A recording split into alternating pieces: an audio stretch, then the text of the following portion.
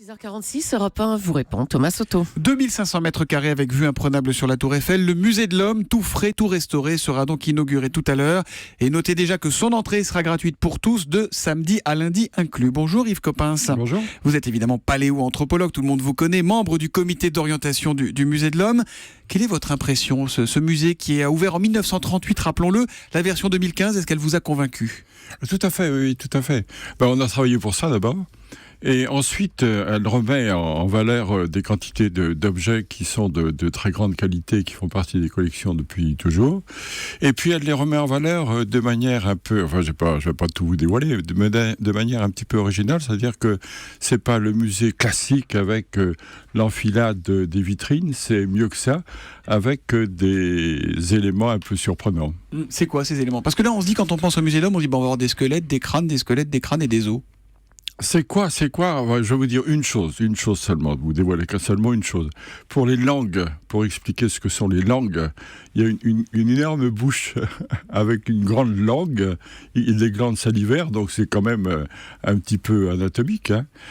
Tout ça en plastique naturellement. Oui. Et sur les côtés, des petits guichets qui parlent un certain nombre de langues du monde. Et qui vont nous permettre de comprendre l'évolution du langage aussi, c'est ça l'idée ? Qui vont permettre de comprendre que le langage articulé a participé à cet aspect extraordinaire de l'homme qui a inventé l'environnement culturel. Bon, ce musée, c'est évidemment l'abri de nos ancêtres. Est-ce que Cro-Magnon y est toujours ? Absolument, oui.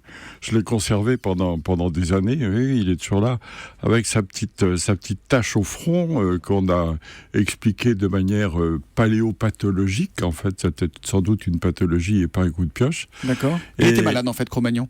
Il était malade, enfin, il s'est quand même bien tenu, hein. On l'appelle le vieillard et il a un petit peu plus de 50 ans.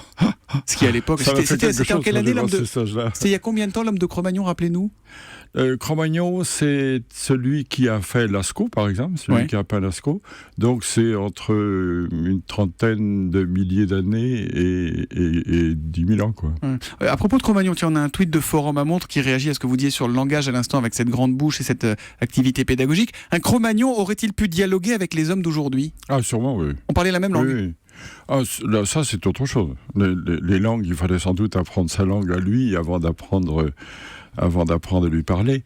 Ceci étant dit, il avait un langage articulé depuis très très longtemps, depuis 3 millions d'années. 3 millions d'années, il faut pas... Quand on parle de ces choses-là, il faut jamais oublier la durée du temps, l'épaisseur du temps.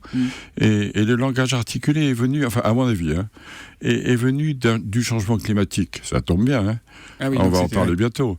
Le changement climatique a fait qu'il a fallu aménager les voies respiratoires supérieures. Et les voies respiratoires supérieures ont fait descendre le larynx. Ça a fait une caisse de résonance entre les cordes vocales et la bouche.